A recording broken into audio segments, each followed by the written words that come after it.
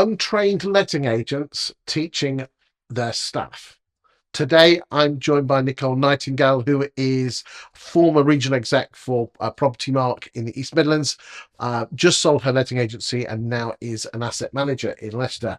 And what really grinds her gears is that we have got untrained staff being taught by untrained bosses. Talk to me.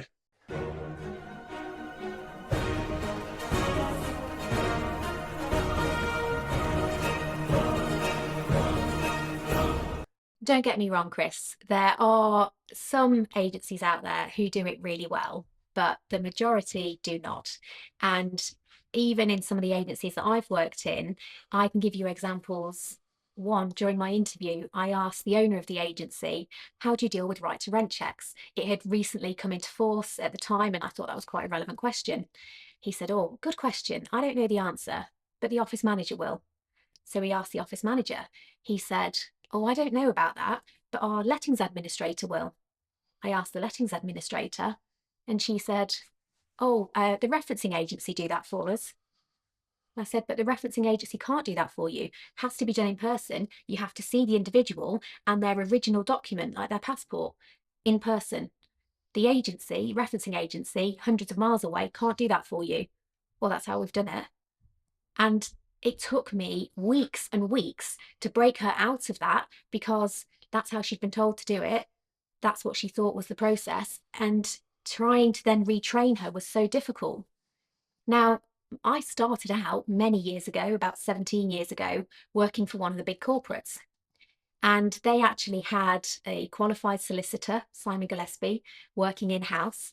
And he would regularly hold training sessions for new employees. They would send everybody off to a central location. You'd sit round a table, and you'd be given the basic legal handbook, which was, I think, cobbled together from the Propertymark guidance, having gone through the qualifications myself. But you would spend a full day, and you'd get the basic training about the gas safety legislation, about what should be in a tenancy agreement. And I still remember, the basic elements of a tenancy agreement to this day from that training session. So that can be done really well. The problem you have a lot of the time is with particularly the smaller and the medium-sized agencies, they don't have the investment in the training in that way. And so people just pick things up as they go along. They get a brief overview of something and then just carry on doing it. And when you try and challenge it, well, that's how we've always done it. And people don't want to change. I mean, there are an awful lot of small baby agents out there. There are. And It's the shocking. problem is, because there's 170 pieces of legislation governing our industry, that's an awful lot for somebody to learn about and know about if they're not going through a formal qualification process. Is the answer Roper? I believe so. I can't see any other answer to it.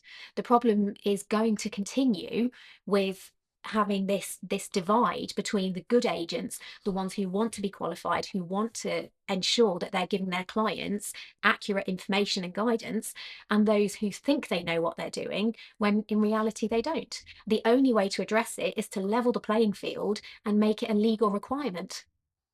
Do you think it'll be brought in? I think it will. I hope it will. So they said that a few years ago, didn't they? They did, but I think the problems are not getting any better, and bringing in more legislation isn't helping. We've seen that over the last few years. The only thing that will make a difference, I believe, is regulating the industry properly, introducing mandatory qualifications, and then hopefully mandatory membership of a regulatory body. Well, interesting. Let's see if that happens. Please put your comments in the comment section, and whether you agree or disagree with Nicol. Thank you for your time today.